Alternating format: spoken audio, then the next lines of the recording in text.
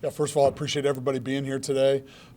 Certainly an exciting day for us. I know we gathered last week as we announced the transfer portal piece of this year's class, but we want to continue on with what will be a 16-man high school class as well for a total of 52 signees, which in today's day and age is quite large at the FBS level, but for those of us who have been at the lower levels, it's about what we used to do at the D2 world. And so really excited about the work that's gone into this group. I'm excited about the high school players again as we get rolling.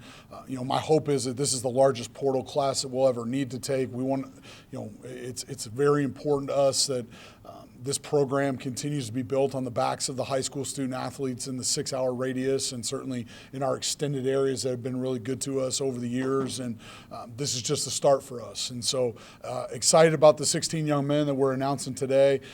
Really appreciative and grateful for 9 of these young men stuck with us. They had them and their families had some blind faith in this process as there was a coaching change. Some of them stuck with us the entirety of the time. Some of them got released from their NILs and then came back to us, were re-recruited.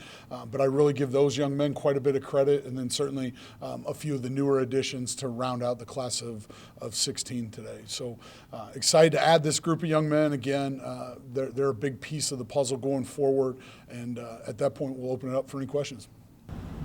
Yeah, I mean, you filled a lot of needs in the transfer portal, obviously, but what were you particularly looking for from this high school signing class?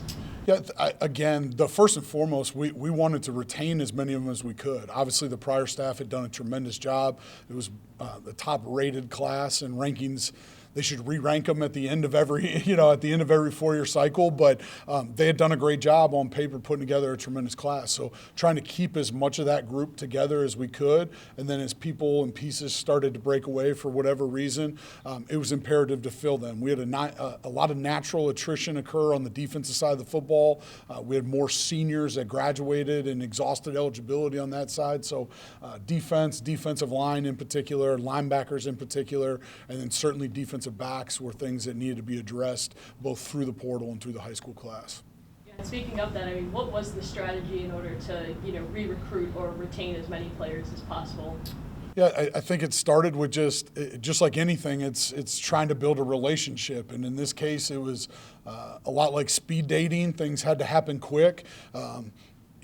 Between it taking a minute to get NCAA certified for the level and then kind of being a one-man show for a few days, it took a minute to get to everybody. But once we got to them, you try to find common ground and build a relationship as fast as you can. And you try to express to them, not like in a braggadocious way, but what your vision is for the program, how specifically they fit in what you intend to do with the program, and then what the vision is for them going forward. And lastly, for me, I mean, just what does it say about you and the staff that you were able to retain as many players as you did, and just the type of players you were able to retain? Again, I think it speaks to, one, those guys having an understanding and a clear vision of what we were looking for, what we want the program to be about. I think, as we've talked a number of times, the big piece of this, there has been a number of, I've had a bunch of staff consistency, so my ability to not have to reteach an entire staff and scouting department exactly what we were looking for. They kind of knew what to look for, the characteristics that we feel strongly about as we evaluate high school talent and portal talent. I think that allowed them to hit the ground and get to work quickly. You spoke about getting common ground, and then guys like Seth and Sherrard, I imagine the common ground there was all of your Northwest Ohio guys. How much was that a factor when you were trying to re-recruit them or retain them? Yeah, I think it's anything. I think, more so with the high school kids, the education piece is a lot bigger, and so the school has to fit regardless of who the coach is. And then certainly those young men, and both of those are great examples. I think Seth Elkhart really was, he and his family were a key to keeping as many of the guys as we did. They did a great job communicating. Because they were so local, we were able to get to them and see them in person first because they were at bowl practices and whatnot. And so they naturally were first. But, I think I think being able to just understand that I'm from here, I have a lot of respect for the high school programs they're coming from and what they're able to accomplish at that level. And then I think after the education piece, what we provided with the amount of nutrition we have for any high school student athlete is there's going to be opportunity, right? Just based on the number and the amount of attrition and what we had to do with the signing class. If I heard correctly, I think you said you're used to the large number of new players from the D2 level or the lower level. Did that make this process easier despite the challenging and changing times of college? I think it allowed us not to get overwhelmed. I mean, if you go back, you guys can fact check me, but I think my first signing class at Notre Dame College was over 70 people. And so at that level where there's a much greater financial commitment from the student athlete's perspective, where not everybody's on a full scholarship, it naturally lends itself to more attrition at that level. And so you're replacing more of the back end of that roster year after year. And let's face it, Division II athletics, part of our mission, especially at smaller schools, is half admissions counselor. And so, we would deal with a class of somewhere between 50 and 60 kids almost every year. And so, when you have guys that have done that before, it's not this daunting task where if you've only been an FBS guy and you've done it pre-portal, you may sign 14 kids and you're slapping high five and feel like, you put all this work in and the volume of it doesn't overwhelm you. You've balanced quite a bit over these last 2 months.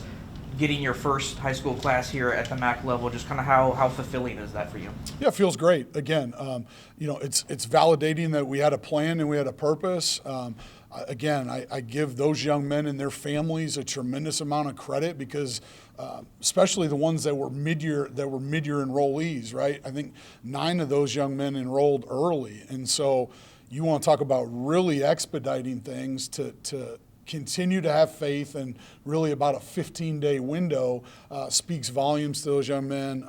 But we're excited. Again, we want to build this thing out based on high school young men and the development. That's what I love about college football. That's why I'm in it.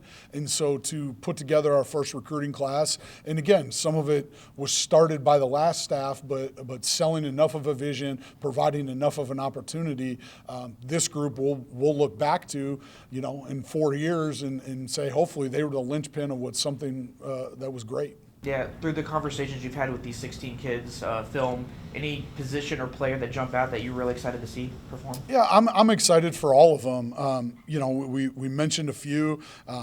Preston Daisy's a young man that's not here yet. I think at the offensive line level, I'm excited about what he can do. Tyrell O'Neal is a young man that is highly, highly coveted across the state and in the conference, and even had some Power 4 interests. So I'm excited about his growth and development. I think we have 3 young other defensive linemen that were late takes. A couple of them have been committed to us down at Mercer. I'm excited about what those young men can do. I think they're tremendous football players. A.J. Love, Micah Fells, and May. Certainly they're great. And then we talk about in the linebacker room, Hayden Roy and Nathan Gersh, right? Like, he's one of the guys that stuck with it. He unwavered. He never got out of his NIL, and that's a young man in a family that I'm really excited to add to this program from right up the road in Dexter. You did touch on some of these guys were committed to you at Mercer, now coming to Toledo. What's that? I mean, obviously there's more elements to that, but obviously when you think Toledo, you think winter weather. How do you sell these guys from the South coming up here? Yeah, I ignore it, right? Like, if you don't talk about it, it's not a thing, right? I don't. I mean, it is what it is, right? You look outside and it's snowing, you get used to it. It's no different than me having to put up with 92 and 100% humidity, right? Like, you adapt and adjust, and you survive. So they'll be okay. And again, I try not to over-allow. Like, a lot of those guys think it's really cool because they see snow for the first time. We just don't tell them it lasts a little longer than they expect.